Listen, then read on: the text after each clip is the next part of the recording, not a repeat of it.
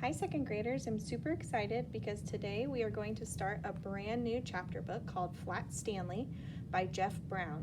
Every year in second grade, we do a big Flat Stanley project once we finish this book, and today we'll be starting on our very first chapter.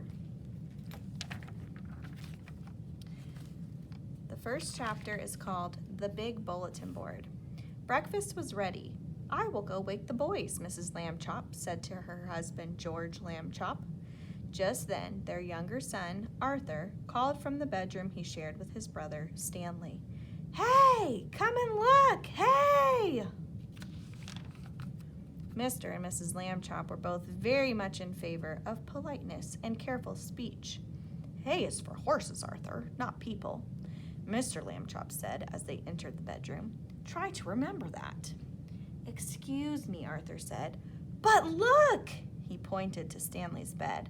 Across it lay the enormous bulletin board that Mr. Lambchop had given the boys a Christmas ago so that they could pin up pictures and messages and maps. It had fallen during the night on top of Stanley. But Stanley was not hurt. In fact, he still would have been sleeping if he had not been woken by his brother's shout. What's going on here? He called out cheerfully from beneath the enormous board. Mr. and Mrs. Lambchop hurried to lift it from the bed. Heavens, said Mrs. Lambchop.